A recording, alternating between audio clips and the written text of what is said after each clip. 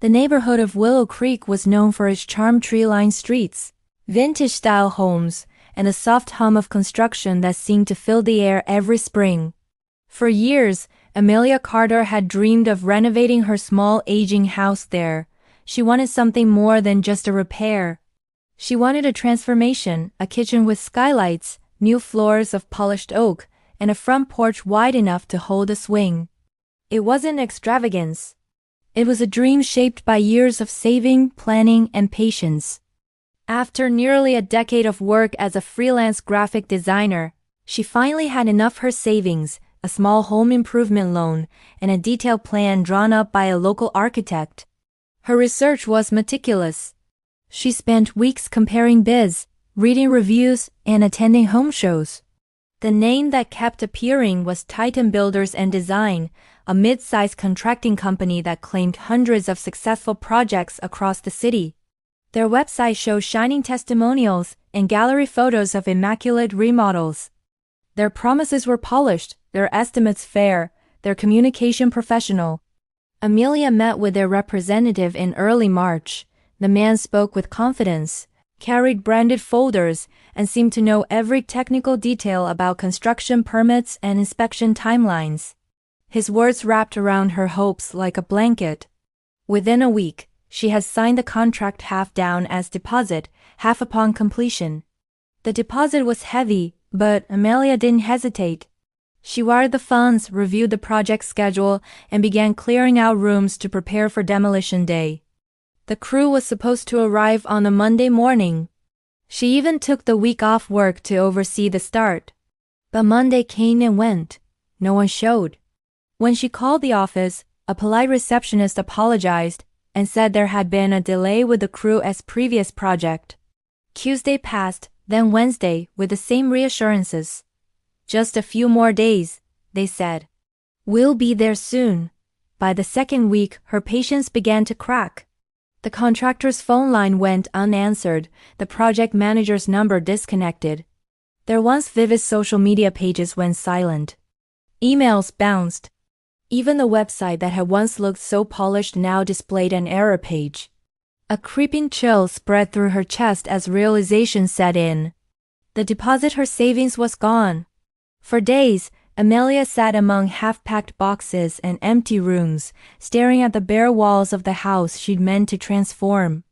The betrayal gnawed at her in waves: shock, anger, humiliation. How had she missed it? The contract seemed legitimate. The company had an office address, tax number, license references, all of which now seemed to vanish into air.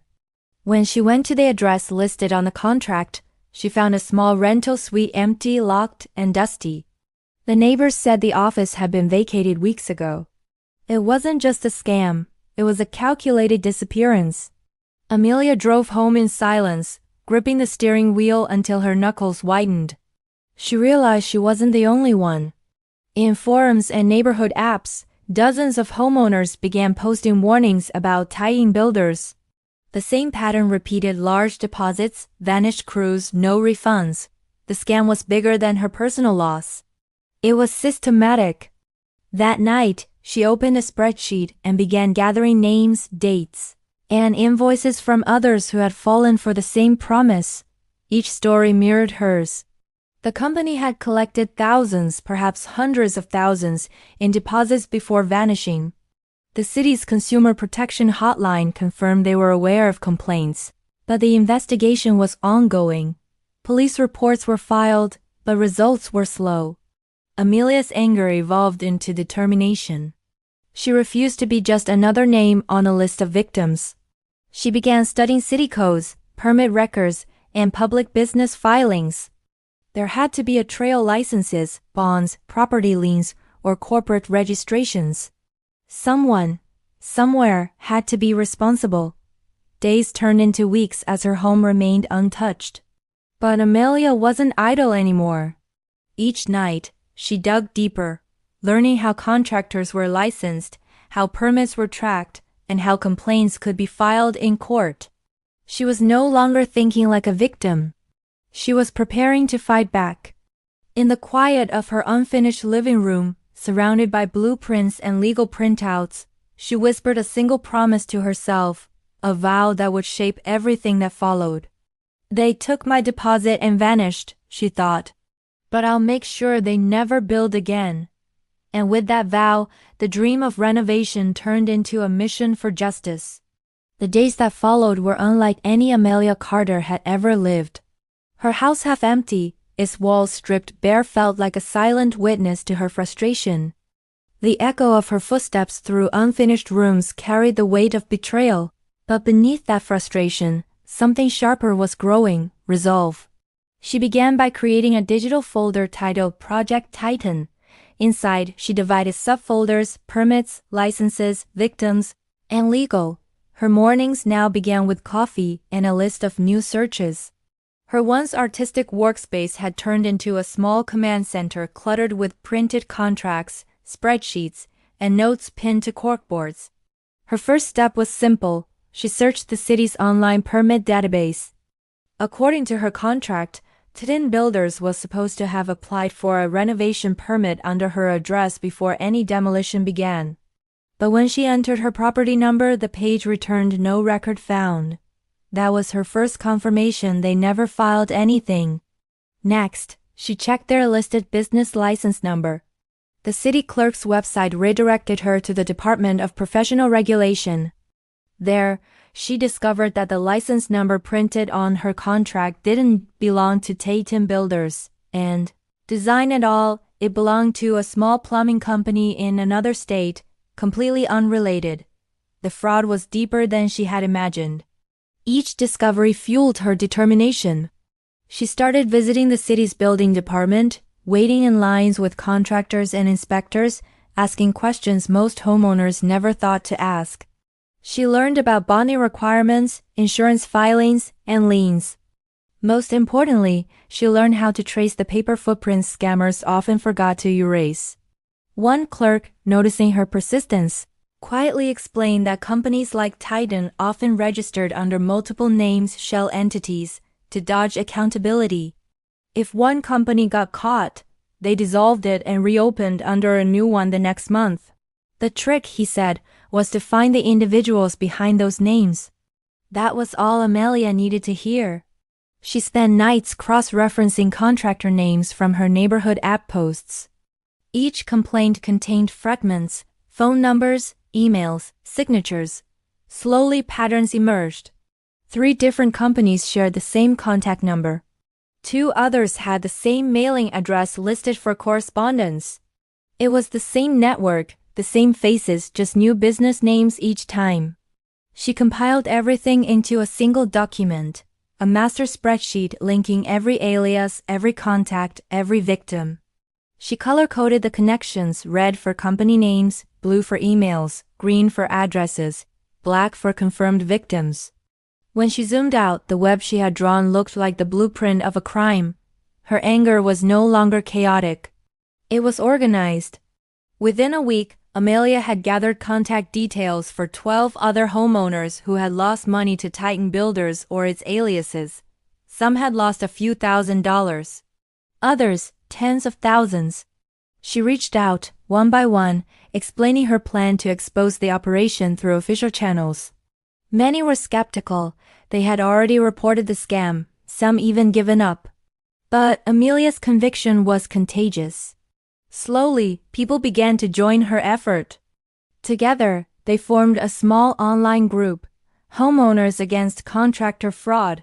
It wasn't official, but it was a start. They shared documents, receipts, and testimonies. Every story painted the same picture: fake licenses, unfiled permits, and empty promises. Amelia began visiting public record offices to dig deeper. There, in faded ledgers and scanned documents, she found something that made her pulse quicken: property liens. Each legitimate contractor in the city was required to carry bond insurance to protect clients.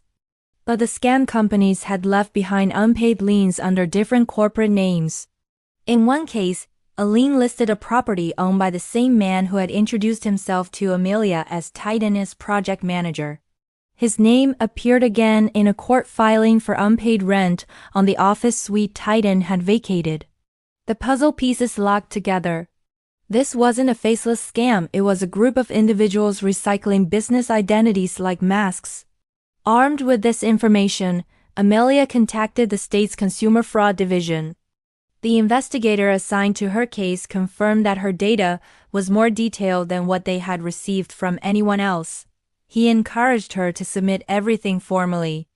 But Amelia wanted more than quiet legal proceedings. She wanted accountability that couldn't be hidden behind paperwork. She began reaching out to local reporters, journalists who had covered consumer scams before. Most ignored her messages, but one responded with interest after seeing her documentation. He wanted to meet and review her findings. By the time she met the journalist at a cafe downtown, she had a binder in her hands thicker than most case files. He listened, flipping through the pages of contracts, spreadsheets, and cross-referenced names. When he looked up, his expression was a mix of disbelief and admiration. He promised to run the story. In the following weeks, Amelia continued gathering evidence. She learned how to file liens against the scam company's listed properties, how to petition the small claims court for restitution, and how to submit complaints to the Better Business Bureau that couldn't be deleted or buried. Her research became a weapon. By mid-April, her name began circulating through online forums. Victims from nearby cities reached out, sharing screenshots and emails from the same group under new business names. The scale of the scam stretched far beyond her neighborhood. It was citywide, possibly statewide. And yet, the scammers were still at large, operating under yet another alias. She saw their new advertisements online, same promises, same phone number, only now calling themselves Urban Vista Contractors. That night, Amelia stared at the glowing screen in her darkened living room, the new company logo staring back at her. Her anger hardened into strategy. If the system couldn't stop them fast enough, she would make the city itself turn against them. She already knew her next steps. She would contact every permitting office, every review site, every client list she could find. She would link their aliases publicly, file cross-reports under every registered business name, and ensure that every homeowner searching for a contractor would see warning after warning. The trap they built for others was about to collapse on them. The following weeks became the turning point, the moment when Amelia Carter shifted from victim to strategist. Her mornings were no longer filled with grief or confusion. They were scheduled like operations. Every day had an objective, every hour accounted for. She had transformed her frustration into precision. Her small living room had become the nerve center of a growing campaign. Against one wall stood her laptop, always open to half a dozen browser tabs, property records, city complaint portals, and contractor databases. On the other side of the room were boxes of printed documents, every permit filing, every registered business address, every review or complaint ever tied to Titan Builders, Urban Vista Contractors, and their string of aliases. Amelia had mapped the scam's anatomy, its names, faces, phone numbers, and P.O. boxes. But now she understood something deeper. The system itself could be her ally if she learned how to make it work for her. Her first move was subtle. She compiled a list of all the companies that had ever used the same contact number as Titan Builders. There were 7 in total, spanning 3 years. She then filed separate complaints against each of them with the state's Department of Licensing and Regulation. Each complaint carried attachments, copies of the same contracts, forged permits, and vanished deposits. By law, once multiple complaints were filed under the same owner or address, the department was required to investigate. Next, she began contacting local building permit offices, one district at a time. Her message was precise, written in formal language. Please be advised that the following contractors may be operating under expired or fraudulent licenses. Attached are records showing unfiled permits and false address claims. I request verification of any recent permit filings under these names. The responses came slowly at first, but one by one, clerks began to confirm what she already suspected. Not a single legitimate permit had ever been issued under those business names. Some replied that they would flag the companies for inspection. Others forwarded her information to their enforcement divisions. The web was tightening, quietly but relentlessly. Then she turned her attention to public visibility. She began posting on neighborhood groups, contractor review websites, and renovation forums. But unlike the angry one-line complaints that often got ignored, her posts were structured, factual, and undeniable. She listed company names, addresses, fake license numbers, and links to government databases showing their absence. She provided screenshots of identical advertisements used under different aliases. She named names, carefully backed by proof.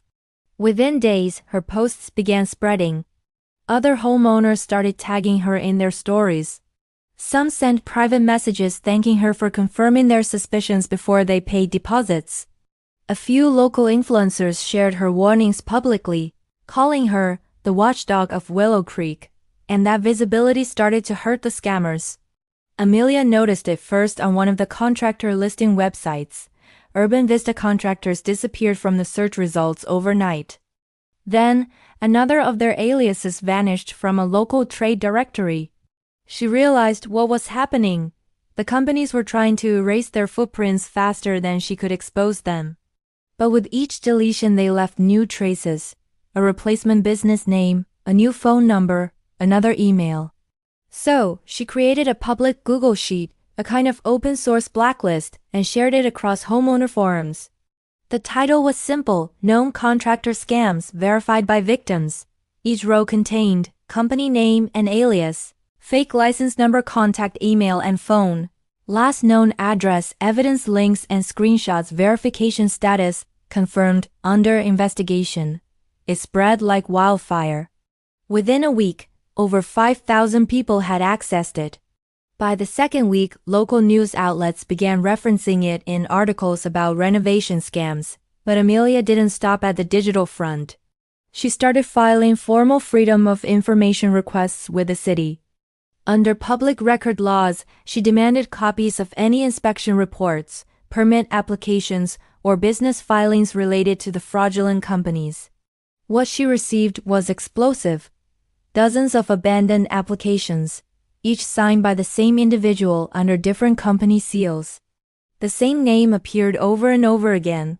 That name, Daniel H. Cross, became her key. She traced him through business filings, cross-referencing corporate registries. He had dissolved and reopened 5 companies within 3 years, each time just before complaints reached critical mass. On paper, they were separate entities, but the signature on every filing was identical. She brought her findings to the journalist who had first covered her story. The second feature was far more powerful than the first. The headline read, "One Man, 7 Companies. How a Contractor's Shell Game Defrauded Homeowners Across the City." The article went viral.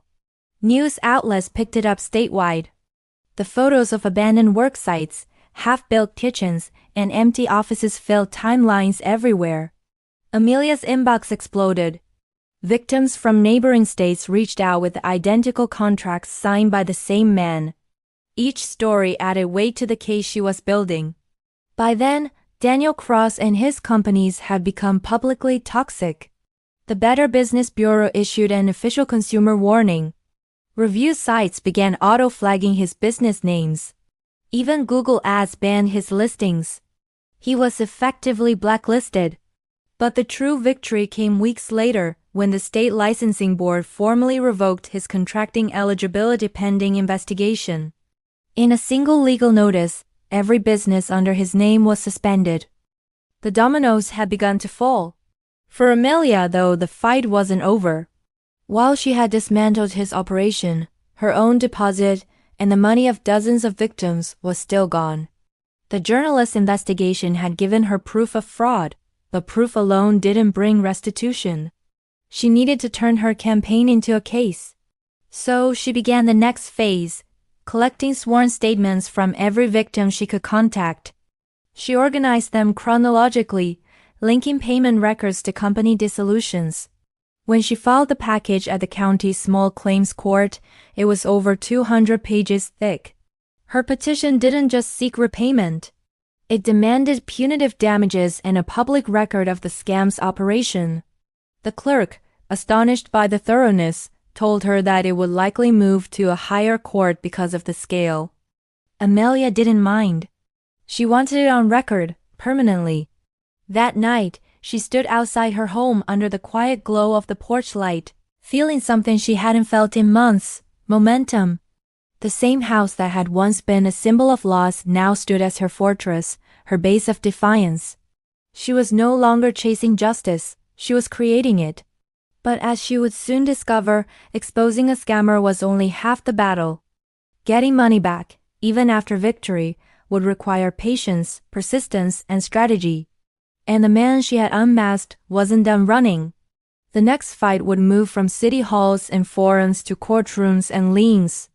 The momentum that had carried Amelia Carter through months of research now began to shift towards something heavier, slower, and more procedural: the legal system. The investigation she had launched from her kitchen table was now about to become a public record, an official fight fought in courtrooms and government offices instead of online posts and spreadsheets. She knew it wouldn't be glamorous. Lawsuits rarely were. But Amelia had learned something critical during her campaign. Bureaucracy was a weapon if you knew how to use it. And she was ready to wield it. Her binder of evidence, the thick weighty document she'd built page by page, became the spine of her case. Each tab represented a layer of deception: company filings, unfiled permits, fake license numbers, cross-linked addresses, and sworn affidavits from victims. Every page was stamped, dated, and notarized. She didn't simply want to accuse Daniel Cross and his network. She wanted to build a record so airtight that it couldn't be ignored, buried, or dismissed. She filed the first petition under Amelia Carter versus Titan Builders and Design, Urban Vista Contractors, and Affiliates. The case initially fell under small claims due to her refund request amount, but within weeks, the county clerk referred it to civil court because of the volume of evidence and the number of involved parties. The transition meant lawyers, hearings, and filings, all of which came with fees and delays. But Amelia had prepared for that too.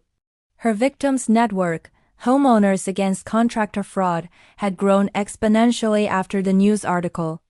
By now, over 40 homeowners were active members. They began pooling small contributions into a legal assistance fund. Some were retirees, some young couples, but all had been burned by the same deception. Together, they hired a consumer protection attorney known for handling complex contractor fraud cases. Under his guidance, Amelia learned how to convert outrage into procedural progress. Each claim was filed strategically, not just for reimbursement, but to establish a pattern of intent. The legal term systemic fraud and deception in trade practice appeared in nearly every document. It was no longer about one homeowner being tricked. It was about a coordinated criminal enterprise. While court filings moved slowly, Amelia used the waiting time efficiently. She continued building leverage. Through public databases, she identified several liens already placed against Daniel Cross's dissolved companies: unpaid rent, unfulfilled contracts, and supplier disputes. These records, though old, were still active. If he ever tried to open another company under his name, the liens would automatically reattach. She realized she could do the same. Working with her attorney, Amelia filed civil liens against Cross as known properties, including the small office suite he once rented under his own name. Even if she never recovered a cent, the liens meant he couldn't sell or refinance without facing her claim. It was a small act, but in the world of legal warfare, it was powerful. Soon, other victims followed suit, filing their own liens and claims. Piece by piece, the paper trail that had once been his weapon became his trap. By summer, the county court scheduled a preliminary hearing. Amelia attended in a press suit, clutching the same binder she had carried for months. Across the aisle, a man she instantly recognized sat with folded arms: Daniel Cross himself. Older than his profile photos, dressed in an expensive jacket that seemed to hang too loosely, he looked restless, almost cornered. For Amelia, seeing him wasn't satisfying. It was clarifying. The illusion of power she had once given him evaporated. He wasn't a shadowy mastermind or untouchable figure. He was just a man, arrogant, careless, and now exposed. When the judge began reviewing the opening motions, Amelia's documentation became the backbone of the proceeding. Her attorney presented the spreadsheet of companies, the forged permit numbers, the emails, and the victim affidavits. The judge ordered an official audit of every registered business under Cross' name within the past 5 years. That single order marked the beginning of the end for him. Weeks later, the audit report confirmed what Amelia had already uncovered: 7 dissolved entities, all managed or co-owned by Cross, all tied to complaints of fraud, unfiled permits, and unpaid deposits. Some had even received cease and desist letters from other states. The court responded swiftly. His licenses were permanently revoked, his active business accounts frozen pending restitution, and the case escalated into a multi-plaintiff civil fraud lawsuit. For the first time, Amelia allowed herself to breathe. Yet, even with the court ruling, victory didn't come in one moment. It came slowly, through a series of small but relentless steps. Each month, she and the group tracked filings, attended hearings, and shared updates. Cross, cornered by mounting legal pressure, attempted to file for bankruptcy to protect his assets. But Amelia's attorney anticipated that move. The liens she had filed prevented discharge on fraudulent claims. The court ordered the liquidation of his assets to pay partial restitution to the victims. It wasn't a full recovery. Amelia would eventually receive about 60% of her original deposit, but the victory wasn't measured in dollars. It was measured in precedent. Her case set off a wave of new enforcement actions. The state's attorney general cited her documentation in a broader investigation into unlicensed contractors. Consumer protection agencies began requiring new transparency checks for building permits. Even local home improvement forums started recommending her blacklist spreadsheet as a pre-screening tool. The ripple effect was bigger than she could have imagined.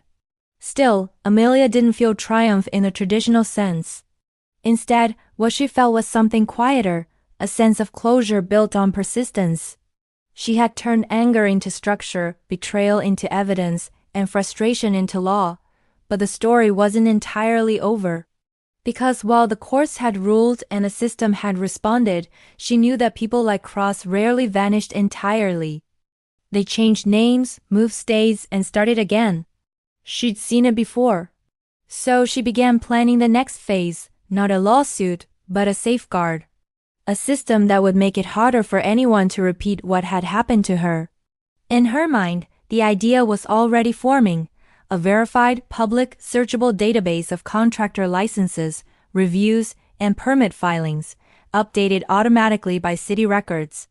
A system powered by victims and watchdogs alike, one that made deception nearly impossible. It wouldn't be easy. It would require funding, coding, and persistence.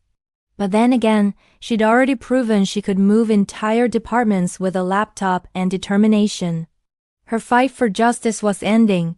Her mission to prevent injustice was just beginning. And as she sat one evening, watching the last orange light fade through the windows of her still unfinished home, Amelia realized that the renovation she had once dreamed of wasn't just about walls and flooring. It was about rebuilding trust, not just in contractors or companies, but in the idea that one person could still make a system listen. By the time Amelia Carter received the court's restitution notice, the story of Titan Builders had already evolved from scandal into reform. She had set a precedent, but she knew that justice wasn't permanent. It had to be built into systems. She'd seen how easily a scam could flourish in the gaps between agencies where one office assumed another was watching. If she wanted to stop it from happening again, she had to make accountability a permanent structure, not a reaction. Her home, still half renovated, became the birthplace of that idea. Every evening she sat in the same space that had once been emptied in preparation for a dream remodel. The stripped walls had become her metaphor. The physical renovation had failed, but something bigger was being built in its place. Amelia started with a simple question. What if there were one place where every homeowner could verify a contractor instantly? She began sketching the framework in a notebook. The concept was part technology, part transparency, a digital platform that combined public permit databases, business licenses, and consumer reviews in real time. No contractor could hide behind fake registrations or forged permits because the data would come directly from official records. It would flag expired licenses, missing permits, and inconsistent information before a homeowner even made a deposit. She named the idea BuildRight, a play on words, both a command and a promise. Her next challenge was technical. She wasn't a developer, but she understood design and structure. She reached out to a few acquaintances from her freelance network, web engineers, data analysts, and civic tech volunteers who had followed her story online. They joined her informally, intrigued by her clarity and conviction. In living rooms, coffee shops, and virtual calls, they began mapping what the platform could do. At first, the goal was modest: a searchable index of verified contractors with license numbers and permit histories pulled from public databases. But the idea grew quickly. They added a complaint log, allowing verified victims to attach documentation to a contractor's record. Then came city links, guiding users directly to official complaint forms. By early autumn, they had a working prototype, rough, unpolished, but functional. Amelia tested it using her own case. She entered Titan Builders and Design, and the program immediately cross-referenced the defunct company's data. It flagged mismatched license numbers, inactive business registration, and 2 prior liens from county records. The screen displayed a bright red warning. Caution, contractor not in good standing. Verify before payment. She stared at the message, equal parts relief and grief. If this had existed 2 years earlier, she might never have lost her savings. Determined to take it further, Amelia reached out to the city's Consumer Affairs Department. She requested a meeting not as a victim, but as a citizen proposing a solution. The first few officials she contacted dismissed it politely, claiming they already had public systems in place. But those systems were fragmented, buried behind layers of bureaucratic portals that no one knew how to navigate. So she persisted. She sent them data, screenshots, and demonstrations. She wrote letters to local newspapers, emphasizing the public cost of unlicensed contracting. Slowly, the attention she'd once used to expose the scam began to rally around her reform. The same journalist who had covered her lawsuit picked up the story again. His headline read, "From Victim to Vigilante, Homeowner Builds Platform to End Contractor Scams." The coverage reignited interest. Emails poured in from other cities asking if BuildRight could expand beyond her county. Advocacy groups reached out, offering small grants to cover hosting and data integration costs. Even a few honest contractors contacted her, saying they supported the effort because legitimate builders suffered every time a scammer tarnished public trust. Encouraged, Amelia and her small team formalized their work into a nonprofit organization, BuildRight Civic Network. Their mission statement was simple yet powerful: to make honesty verifiable. Partnerships followed. The city's permit office agreed to link their data feed. A local law firm volunteered to review complaint submissions for legal compliance. Within a year, BuildRight became a fixture in community awareness campaigns. Homeowners were urged to check BuildRight before you build. Amelia began speaking at homeowner associations, real estate expos, and local universities. Her speeches weren't emotional pleas. They were strategic, data-driven presentations showing how systemic transparency could prevent loss. People listened because she didn't speak as an activist detached from reality. She spoke as the woman who had lived the consequences of the system as blind spots. Yet even as BuildRight flourished, Amelia remained grounded. Her personal renovation project, the one that started it all, still stood unfinished. Sometimes she wondered if she should finally hire another contractor, rebuild the kitchen, finish the porch. But each time she looked at the house, she felt it had already been rebuilt in another way. Its walls held her transformation from client to investigator, from investigator to reformer. One evening, as the BuildRight team celebrated their first full year of operation, Amelia sat apart for a moment, watching the group laugh and plan new features. They were no longer fighting her old battle. They were shaping a future where others wouldn't have to. But beneath that satisfaction lingered awareness. The scammer she had exposed, Daniel Cross, was still serving probation after his conviction. He had attempted to open another business under a relative's name, only to be flagged instantly by BuildRight's network. The system had worked. It was proof that change wasn't just symbolic. It was measurable, traceable, and replicable. As she drove home that night through the quiet city streets, Amelia thought about how strange her journey had been. She had started with a dream of rebuilding a house. She ended by rebuilding the rules of an entire industry. And yet, she knew she wasn't finished. BuildRight had grown locally, but its potential stretched far beyond her city. Fraud, she realized, didn't stop at borders. Neither should transparency. She began drafting a new proposal for national expansion. Her plan was bold: to integrate BuildRight with state-level license databases and consumer protection systems. The process would be slow, complex, and political. But if successful, it would change the very landscape of home contracting in the country. As she closed her laptop that night, the screen reflected her faint smile. She no longer needed to chase retribution. She was building prevention. The story that began with a single fraudulent deposit had become the blueprint for reform.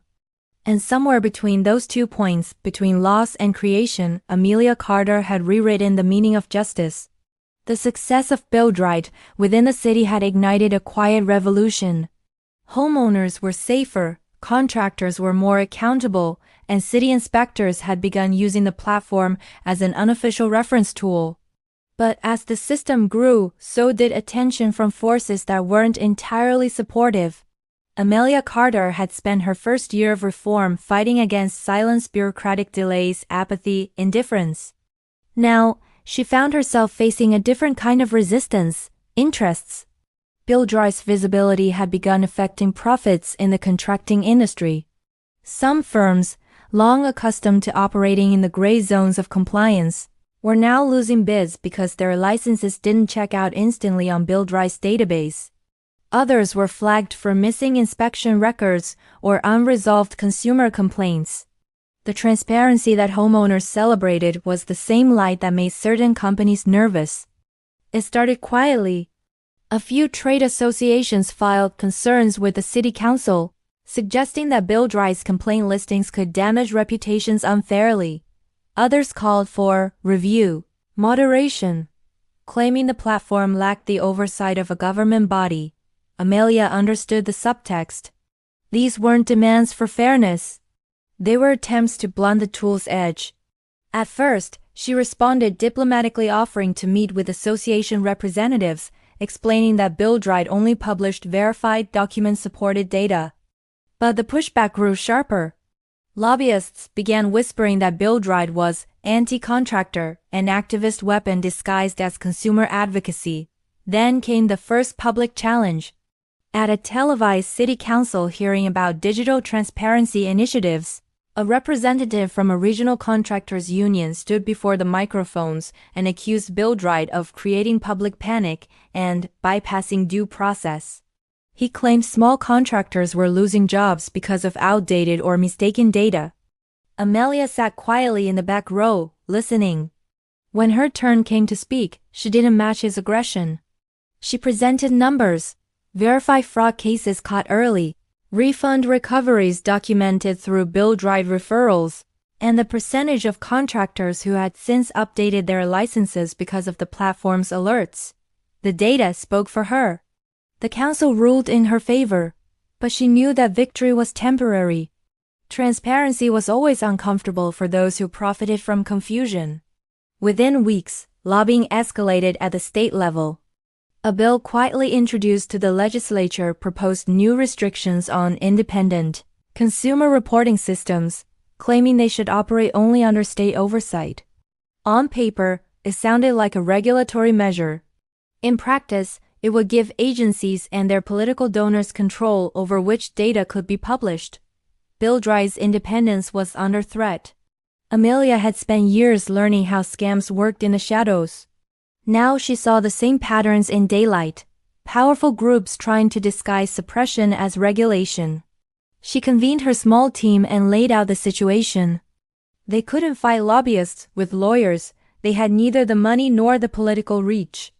Their weapon had to be what had always worked for them: public truth. So they launched a new campaign, this time not to expose a contractor, but to defend transparency itself. They published a report titled "The Cost of Concealment," a compilation of data showing how many homeowners avoided loss thanks to BuildRight's open access records. The report used no emotion, only facts: financial recoveries, fraud prevention rates, and verified enforcement outcomes. The local press picked it up first. Then national outlets followed. The same journalist who had once told her story of betrayal and redemption now wrote a headline that would travel far. BuildRight faces political pushback after saving millions in consumer losses. The attention turned the state bill into a controversy. Lawmakers, unwilling to appear against consumer protection, postponed the vote indefinitely.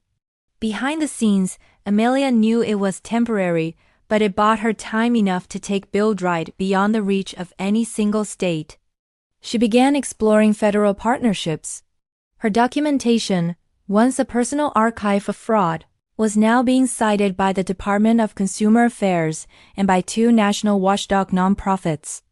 With their support, she proposed integrating BuildRight with national contractor databases and permit systems. It was an ambitious idea, turning what began as a city-level tool into a national standard. But bureaucracy was slow and opposition was cunning. Industry lobbyists pivoted tactics. Instead of attacking BuildRight publicly, they tried to drown it in technical demands, mandatory audits, endless verification requests, and bureaucratic filings. Each delay was meant to exhaust her small team. Amelia met every one of them head-on. She hired volunteer legal interns to manage paperwork. She created automation scripts to handle verification backlogs. When critics claimed BuildRight's complaint process lacked oversight, she invited government regulators to participate in the verification process themselves, turning their argument against them. By the end of the year, BuildRight was too embedded in the public system to be quietly shut down. It had partnered with 5 city governments, integrated with 2 state license databases, and received endorsements from consumer advocacy groups nationwide. Still, Amelia felt the toll. Late nights stretched longer. The pressure to maintain accuracy grew with every new expansion. She was no longer a victim chasing justice. She was the steward of a living institution, one that needed constant vigilance. And yet, despite the battles, something remarkable began to happen. Honest contractors started embracing BuildRight as a badge of legitimacy. They displayed "Verified on BuildRight" logos on their trucks and websites. The public perception shifted again. BuildRight was no longer just a watchdog. It had become the industry standard of trust. In that quiet victory, Amelia found balance. Her own house, though still unfinished, now bore signs of progress, not by a hired crew, but by herself. She had learned basic carpentry, replacing one damaged beam at a time. It was slow work, imperfect, but deeply personal. Every nail she drove into the frame felt symbolic, an act of reclaiming what had once been taken. And as she stood on her porch one evening, overlooking a neighborhood now safer because of her persistence, she realized she had done something few people ever achieved. She had turned personal loss into public protection. But success, she knew, wasn't a permanent state. Systems needed maintenance, just like buildings. The next battle would be longevity, ensuring BuildRight could survive beyond her leadership, beyond her lifetime, without losing its integrity. Years passed, and the reform that had once felt fragile became an unshakable reality. What began as one woman's retaliation against fraud had transformed into a cornerstone of consumer protection. BuildRight had grown into a national platform, its data synchronized with dozens of state licensing boards and city permit systems. What once took weeks of paperwork could now be verified in seconds. Every contractor, every permit, every lien existed in one transparent ecosystem. But with success came a sobering truth for Amelia Carter. No system could depend forever on one person. She had fought hard, but time was not a negotiator. Leadership had to become structure, passion had to become policy. The reform she had built from grit needed to mature into an institution that would outlast her name. Her days became quieter, more reflective. She no longer chased headlines or debates.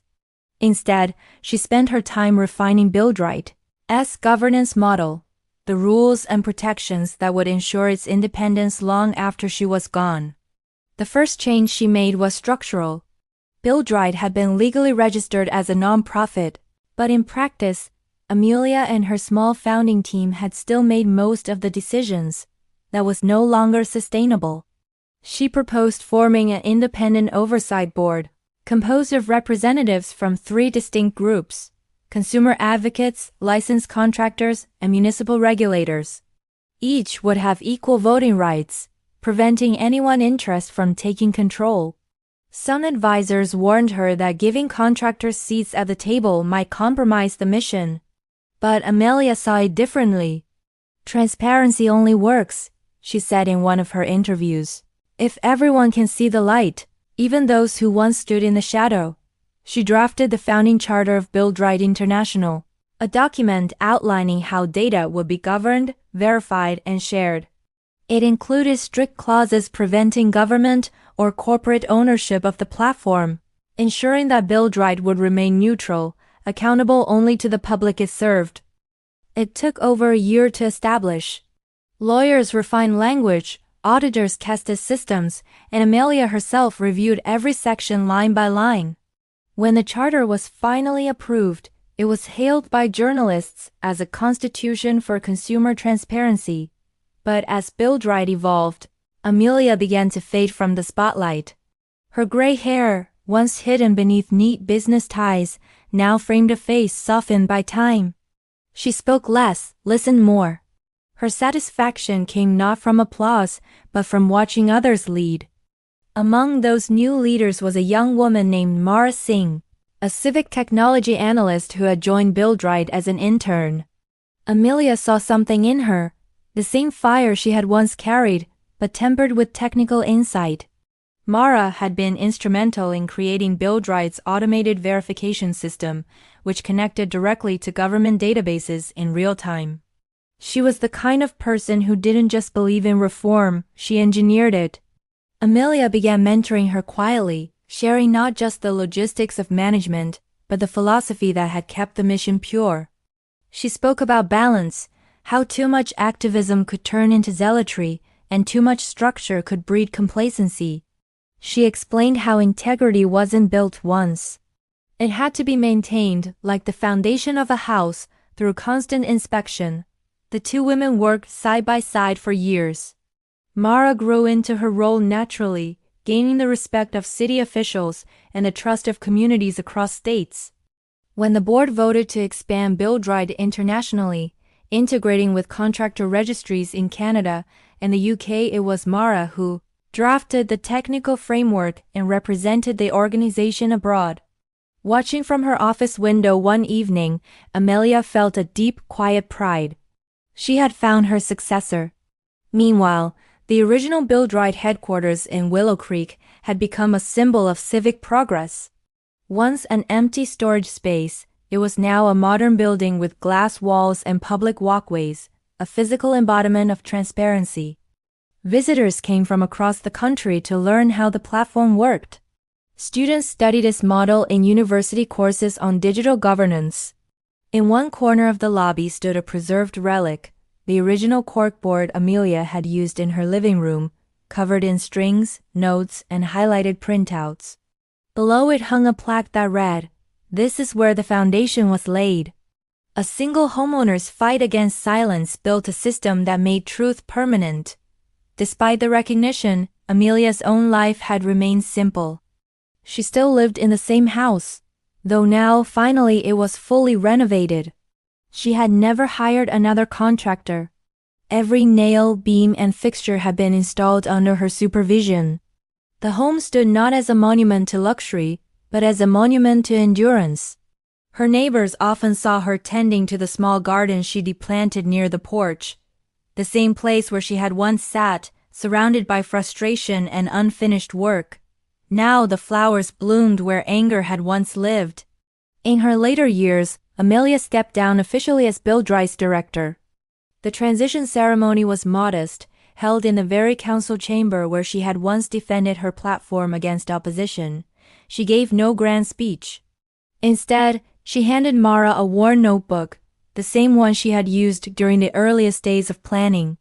Inside were the sketches, data charts, and handwritten mottos that had guided her through the storm. Mara accepted it silently, tears in her eyes. The moment needed no words.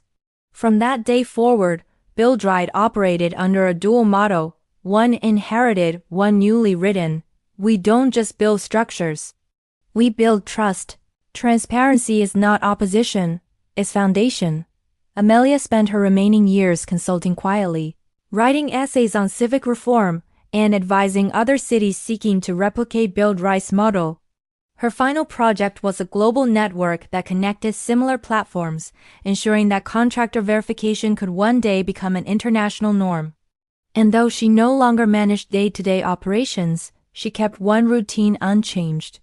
Every morning, she opened BuildRight's homepage, entered her own address, and smiled at the words, "Verified property, all permits active, no pending liens." Her house was no longer a story of loss. It was a living emblem of integrity restored. As autumn leaves began to fall outside her window, Amelia realized something profound. She had spent decades chasing fairness, thinking it was an outcome. But fairness, she understood now, was a process, one that needed guardians, generation after generation. The house she rebuilt, the system she founded, and the people she mentored, these were her blueprints. Not made of wood or code, but of conviction. And as the sun sank beyond the rooftops of Willow Creek, its light reflecting against the transparent glass of the BuildRight headquarters, it cast a final golden glow across the words etched above the entrance. Integrity is the structure no storm can destroy. By the time BuildRight reached its 10th anniversary, the platform had become more than a reform, it had become a movement. What began as one woman's response to betrayal in a quiet neighborhood had evolved into a civic infrastructure model studied in universities, adopted by cities, and replicated across continents. Amelia Carter, once a homeowner with a broken dream, was now a name spoken in the same breath as pioneers of consumer protection. Her influence extended far beyond her own country. Nations struggling with unregulated construction markets began reaching out to the BuildRight board, requesting assistance in building similar transparency frameworks. The idea had proven universal, fraud thrived in silence, and trust thrived in light. When the European Transparency Council adopted the BuildRight protocol as a model for digital contractor verification, it marked the first time Amelia's work had been written into foreign policy. Soon after, the International Urban Development Fund invited her organization to design open access systems for developing regions, where unlicensed builders often endangered lives as well as livelihoods.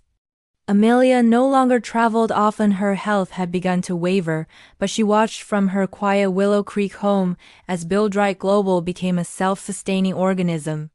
Its board expanded to multiple countries.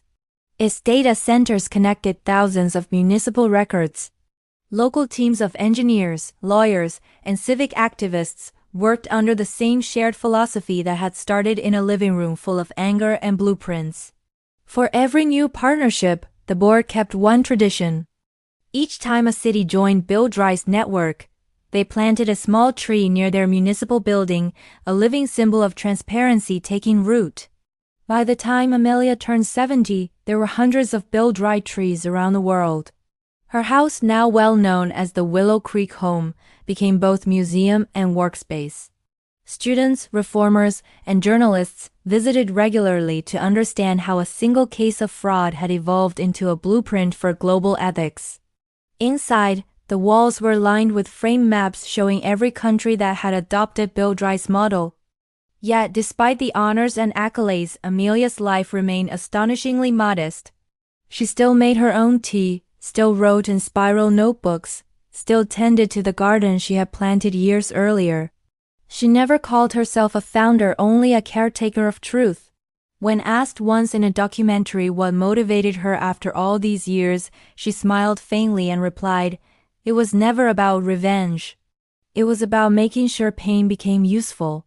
That philosophy had become BuildRight's moral compass. But even as the organization flourished, the world around it began to shift. New technologies emerged: artificial intelligence, blockchain verification, predictive analytics, all of which could strengthen transparency but also complicate governance. The next generation of BuildRight engineers began integrating these systems carefully, guided by Amelia's founding principle: never sacrifice clarity for sophistication. Meanwhile, her protégé Mara Singh had become the global director of BuildRight. She carried the mission forward with quiet authority, blending Amelia's ethics with modern innovation. Under her leadership, BuildRight partnered with international development agencies to prevent post-disaster reconstruction fraud, a problem that plagued countless cities after earthquakes and hurricanes. For Amelia, these developments were both humbling and poetic. The system she built to expose one scammer had become a global shield against corruption in every form.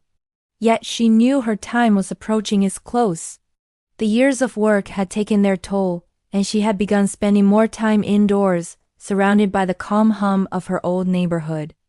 Each evening, she sat near the window overlooking her street, the same one where contractors once walked away with her deposit, and watched the sunset reflect against the distant glass tower of the BuildRight headquarters. Inside that building, thousands of workers now managed millions of verified records. They didn't know her personally, but every one of them was a continuation of her intent. It comforted her to know that she no longer needed to watch closely. The system had matured beyond dependence on her vigilance. Transparency had become culture. One autumn morning, as the leaves turned golden outside her home, Amelia received a small package from the BuildRight board. Inside was a bronze medallion embossed with the organization's twin mottos: "We build trust. Transparency is foundation." Alongside it was a note from Mara: "You taught us that reform isn't born in meetings, it's born in loss, rebuilt through courage. The world stands on what you made. We'll keep it standing." Amelia read the note several times, her hands trembling slightly. She placed the medallion on her desk beside the first printed permit she had ever pulled from the city archives, the one that showed her property as no record found. It was where her journey had started, and now it stood beside the proof that the world had learned from her battle.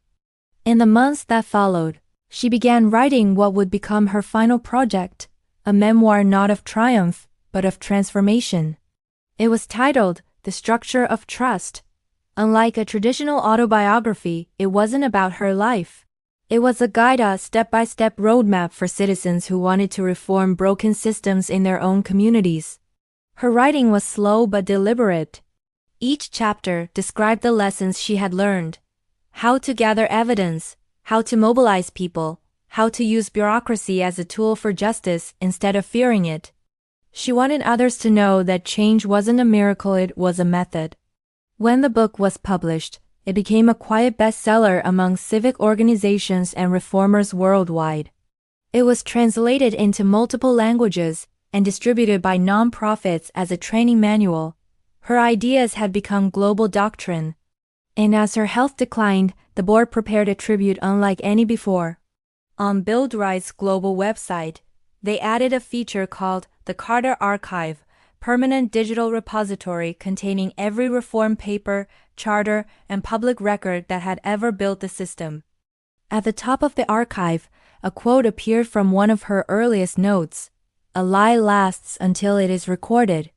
A truth lasts because it is." That became the enduring motto of BuildRight International. The following spring, Amelia passed away peacefully in her sleep. The news spread quietly but widely. Around the world, BuildRight offices lowered their banners to half-mast, and every city that had planted a BuildRight tree placed a small white ribbon on its trunk. In Willow Creek, hundreds gathered outside her home. They didn't hold a funeral in a church. They held it in the garden she had built, surrounded by sunlight, soil, and a soft murmur of people whose lives had been changed by her work. When the evening came, a simple message appeared on BuildRight's homepage, visible to millions: founder, reformer, citizen. Her home was where fairness began. Her blueprint is the world we continue to build. Years later, as technology evolved and generations changed, Amelia's presence remained embedded in BuildRight's culture. Every new employee read the structure of trust as part of orientation. Every new office displayed a plaque of her words. And every data engineer knew that what they were maintaining was not just a platform, it was a promise. And somewhere, on a quiet street in Willow Creek, the old house still stood. Visitors sometimes walked by to take photos, unaware of its full history. But those who knew would pause a little longer, feeling that even in stillness, something there continued to live. Because Amelia Carter hadn't just built a system. She had built permanence out of loss, structure out of chaos, and faith out of doubt. And though her voice was gone, her truth had become infrastructure. Decades had passed since Amelia Carter's quiet departure from the world she had reshaped. The name BuildRight had long outgrown its local origins. It was now a universal standard, a civic language spoken by nations. Every construction, every renovation, every public works contract in the modern world passed through some variation of the BuildRight verification system. It was no longer just a platform. It had become an essential part of civilization's operating code. The world had changed dramatically. Cities had grown taller, technology more seamless, and automation had transformed how people built, traded, and governed. Yet, even amid the new century's complexity, one principle remained carved into the global consciousness. Transparency was the first foundation of safety. That single truth, the seed Amelia had planted in loss, had become law. In the decades following her passing, the BuildRight Charter had been ratified into multiple international trade agreements. Contractors who failed to register through the system were automatically barred from bidding on projects funded by public money. Insurance companies refused to cover unverified builders. Banks declined loans for unregistered developers. The idea of working off the record had nearly vanished from legitimate industry. At the heart of this transformation was the BuildRight Global Network, an AI-driven infrastructure that connected every municipal permit system on the planet. What once took Amelia weeks of digging through paper archives was now performed in seconds by machine intelligence. Each time a contractor submitted a project proposal, the system scanned license histories, permit compliance, lien records, and even reputation metrics drawn from verified consumer reports. The network could flag inconsistencies before they ever reached a client's desk. Fraud, once fluid and adaptable, had lost its shadows. But even as the system grew more powerful, it had not forgotten its soul.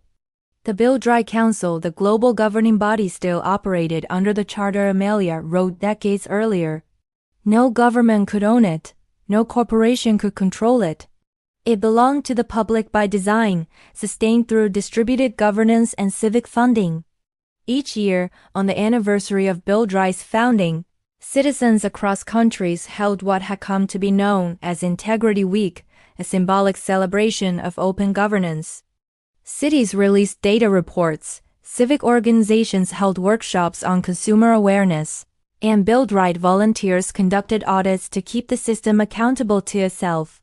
At the center of these events, one name was always spoken: Amelia Carter. Her story had entered textbooks, documentaries, and even children's curriculums. To students, she wasn't a distant historical figure, she was the living reminder that individual persistence could move systems larger than nations. In schools, children studied the Carter method, a step-by-step framework derived from her early investigations into fraud, now taught as part of civic education worldwide. But even systems born in truth had to face evolution. As BuildRight expanded into the 22nd century, the challenges it faced became less about corruption and more about adaptation.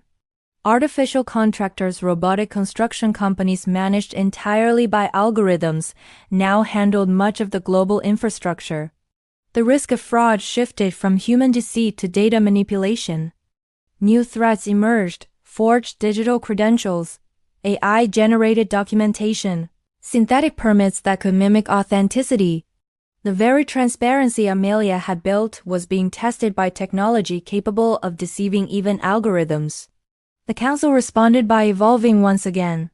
Drawing from the Carter archive, engineers and ethicists created the Amelia Protocol, a new verification framework designed to protect the integrity of information itself. It used layered encryption, timestamped ledger systems, and what they called truth signatures, cryptographic proofs that every file, from a permit to a payment, originated from a verified human or authorized AI. The irony wasn't lost on them. Decades earlier, Amelia had fought to expose forged signatures on paper. Now, her name guarded the authenticity of digital ones. The Amelia Protocol became the core of BuildRight's next century. It was not just technological but philosophical, a coded expression of her belief that truth must always leave a trace. Even as governance became more automated, the system continued to carry echoes of her presence. The Carter Archive, now preserved as an interactive global monument, allowed users to explore her original case files, journal notes, and early designs. Thousands of citizens visited it each year, not for nostalgia, but for guidance. Every generation faced its own version of deception, and every generation found a map within her story. Meanwhile, the house in Willow Creek had become a historical site. No longer a home, it stood as the Museum of Civic Integrity, its rooms preserved exactly as they were during the early days of her struggle. The old corkboard, the printed spreadsheets, even the original check she had written to the fraudulent contractor, all displayed under glass. Visitors came from across the world to walk through the small space where the world's most trusted system had been born. They often paused longest at a framed page from her notebook, displayed at the museum's center. The faded handwriting read, "Justice isn't a reaction, it's a structure. Build is strong enough, and it stands even when you're gone." Those words had become BuildRight's guiding doctrine. In the centuries that followed, BuildRight continued to evolve, integrating with planetary data systems, serving not only construction but all forms of verified trade, art, science, medicine, education. Anywhere trust was required, the BuildRight framework underpinned it. And yet, through every transformation, the story of its origin remained unchanged. A single person, one house, one act of betrayal turned into a global ethic. In time, people stopped asking how BuildRight worked. It had become as natural as gravity, as invisible as oxygen. But once a year, during Integrity Week, the system itself paused for 1 minute of reflection. Across every time zone, all BuildRight terminals displayed the same message: in memory of Amelia Carter, who taught the world that trust can be built. For that 1 minute, silence stretched across construction sites, government offices, digital ledgers, and city halls. It was the quietest moment in the world each year, and the loudest echo of her legacy. Then, as the minute ended, the systems resumed, the screens cleared, and the world continued to build, confidently, transparently, and honestly, exactly as she had imagined. Centuries turned like pages, one after another, and humanity changed beyond anything Amelia Carter could have imagined. The cities of glass and stone she once walked had become vast vertical ecosystems, structures breathing with light and data, built by machines that could replicate precision beyond human reach. The skyline of the world had become a living organism of architecture and computation. Yet deep within that complexity, one principle still pulsed at its core: the truth must always be verifiable. It was the quiet heartbeat of civilization, the invisible foundation of every contract, every trade, every digital handshake. And at the center of it all, woven into the framework of artificial intelligence and planetary Governance was the system she had built. BuildRight was no longer a platform. It was now a global trust grid, a lattice of verification nodes running through every known network of human enterprise. Its records span centuries. Every construction, transaction, and certification left an immutable trace in the BuildRight chain, a living, evolving record of honesty. No one called it BuildRight anymore in daily speech. It had simply become the registry, an unspoken layer of life's architecture. And yet, in the core archives, one line of text still appeared on the opening screen: Origin, Willow Creek, North America. Founder, Amelia Carter. Her name persisted unchanged, untranslated, immortal. The world had long since transitioned beyond paper, beyond signatures, beyond even human oversight. Artificial councils managed infrastructure, and autonomous audit programs enforced compliance with precision no human court could match. But none of them, not one, functioned outside the founding charter Amelia had written by hand 2 centuries earlier. Her words, her human words, remain the supreme rule of verification. Integrity cannot be automated. It must be designed. Every algorithm built after her passing carried a layer of ethical code derived from that sentence. The Carter algorithm, as it was now known, governed how machines interpreted trust, ensuring that even in a world run by artificial minds, deceit would always reveal itself through inconsistency. It was said that the Carter algorithm became the most stable piece of programming ever written by humankind. No system crash, no cyber war, no mutation of data had ever corrupted it. Like the woman who created its philosophy, it endured everything and still stood unbroken. Far above the surface of the Earth, on an orbital station where humanity now managed planetary affairs, a monument shimmered, a digital sculpture, visible from space, encoded with her words. It projected a faint beam of light downward each year on Integrity Day, striking the same coordinates of her old home in Willow Creek. The house, preserved for centuries, stood beneath the glow, a single structure unchanged amid the new world's architecture. People still visited. Pilgrims of policy, historians, coders, reformers, all drawn not by grandeur, but by the humility of the place where it all began. Inside, the air carried the scent of preserved wood and aged paper. The corkboard still hung in its frame, protected behind glass. The old check with her lost deposit remained there too, faded to near transparency. Next to it was a simple bronze plaque, placed there long after her death. This was not the beginning of technology. This was the beginning of accountability.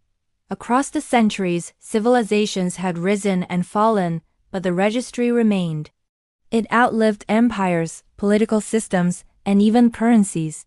In a world where data replaced governments, where cities operated through autonomous design, the registry became the last trusted authority, the conscience encoded into civilization's core.